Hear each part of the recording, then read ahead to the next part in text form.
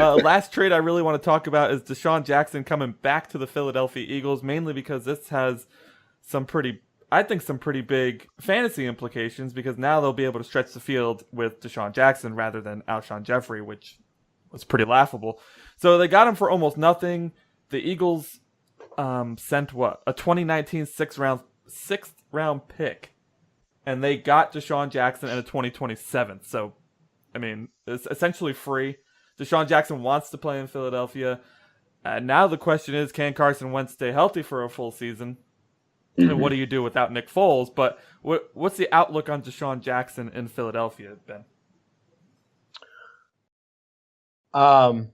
Yeah, I guess it makes sense to throw it at me now that I'm a poser Eagles fan. They're my NFC team. I live here. No, I think it's one of my favorite acquisitions, low-key acquisitions of the whole offseason. And I don't think it's more so of a fantasy thing, more so than I think it's just a very good real-life move because I'm a firm believer in Carson Wentz. Nick Foles wanted to start. He got $50 million guaranteed. There's no way that was happening. Now, we just waxed poetically about Derek Carr, which is crazy.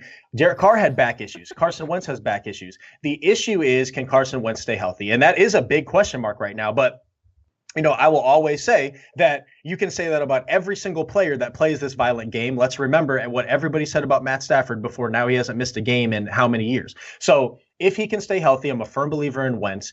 And he didn't have anybody when he was playing last year that could stretch the field because Matt Collins was on IR. Torrey Smith was no longer there. And Mike Wallace was on IR instantly. And Mike Wallace is Mike Wallace. So DeSean Jackson being able to open things up even more for Zach Ertz, who's a stud, we already know. For Nelson, is Nelson Aguilar there next year? I don't even know because he's there. Okay. For Nelson Aguilar, who I'm a big fan of, for Alshon Jeffrey, they like to throw to their running backs a good amount. So this just basically opens everything up more so than really any specific thing, and it's just going to make all those guys that have been good still good. I think it makes DeSean Jackson a very exciting DFS GPP play, which is a completely different thing because it's very tough to predict, but that's why you stick to the process and go that route. As far as a consistent player, I don't think DeSean Jackson is a guy that you're going to want on redraft or really even in Dynasty because you'll never be able to predict it. And that's basically been DeSean Jackson's career, but especially now that he is older. But I think that it never felt right with me when everybody was super pumped about, Jameis connection with DeSean Jackson. I've never been a Jameis guy. I don't like the guy. Off-field issues and on-field. But he's never really been able to throw the ball deep to DeSean Jackson. They never were able to click. I think Carson Wentz can click with this guy, and the deep ball concerns with Wentz are overblown because he didn't have anybody last year to throw to. So I love the move from a real-life perspective. Yeah. So here's the deal. DeSean Jackson, a lot of people will look at him and say, well, he's old. He's lost a step and everything else. It's just not true.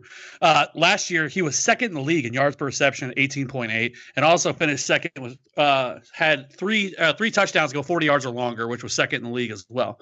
Last year, the Eagles' deep threat would have been Alshon Jeffrey, who finished with 12.97 yards per reception. So that's not a deep threat. Yeah. No. Yes. Correct. And so this is something that they just haven't had in their offense at all. They brought in Mike Wallace last year, hoping that Mike Wallace was hurt all year. They have not been able to find that.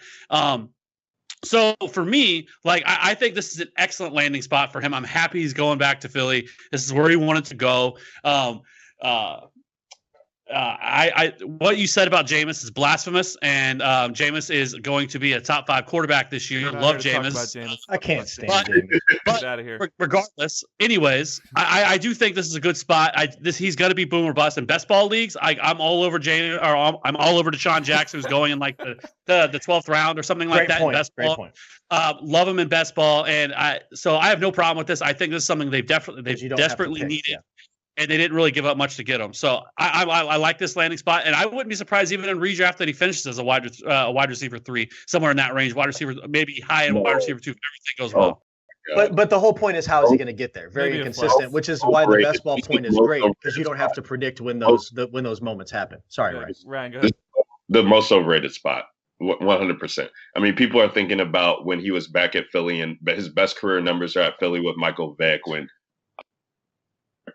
Macklin was there. It's so overrated, and it's just laughable to me. In best ball leagues, Kev, if you want to take him there, that's fine. But Carson Wentz is just not a deep ball thrower, and we saw this last year when he came back. In 17, he was throwing the ball down the field 65 times, completed 25 of them, 900 yards, 10 touchdowns, 4 interceptions. Last year, only 15 completions down the field of 20 yards or more, 38 attempts, 500 yards, 3 touchdowns, 4 interceptions. This is just not his game. He just does not do this on a consistent basis that would make me want to take DeSean in that capacity. And I think when you do have a guy like Nelson Aguilar who's there, who does have, I think, a consistent rapport with Carson Wentz, this is one of the guys that he's chosen to take under his wing and target. And kind of, Nelson Aguilar kind of is slowly but surely getting on that Devontae Adams train, where early on in his career he was trash, and now he's somewhat starting to become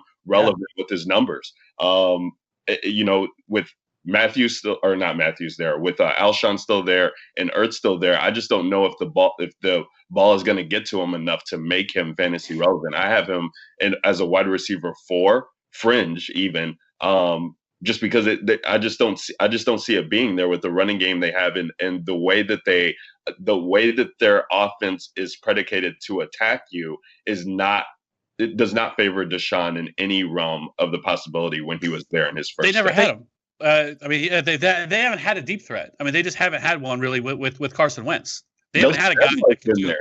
He's got passes over. It's not a deep threat though. That's not what he is. Wait, who's a deep threat? Alshon? No. Oh, Nelson Aguilar. Well, that's the thing. Nelson Aguilar is not utilized as a deep threat, but we've seen him have some of those plays, and some of those catches are from Carson Wentz. I think it's so interesting because I love this. Like, we're looking at the same data points and kind of just like taking different results from it, because I agree with you, Ryan. Like, that was my whole point about DeSean Jackson is I think that he's a better real life addition than fantasy addition. I think he'll fall, by the wayside and have some big, that sounds awful, but he'll have some big games, but he'll be inconsistent. Best ball makes sense. But from a real life perspective, like you said the numbers yourself from 2 years ago, well, their deep threat then was Torrey Smith. And Torrey Smith, we know, really isn't much at this point. So I think that DeSean Jackson, even at his age, I agree that he's still a bad man. That's what I think. And that's kind of what Kev was saying. So I think that it's the best deep threat Carson Wentz has ever had. He's proven 2 years ago. Because the other thing about that is, and this is the low key one that I don't think anybody really talked about, is Mac Hollins being on IR was a thing to me last year, because they didn't have anybody. And we saw Mac Hollins 2 years ago when Carson Wentz was putting up those numbers. I remember it was a primetime game. Wentz bombs a beautiful pass to Mac Hollins for an 80-yard touchdown in primetime. Wentz can do this. I firmly believe that. And that's just that's the takeaway. We're seeing that, here's the personnel, and, you say, I don't think he can really, he's not that type of player, which is fine. And I just think that he is. And that's why it's more of a real life addition to where I think it makes the Eagles, right back in the thick of things there once the playoffs roll around, once it's one and done. And that's what's more exciting to me about it.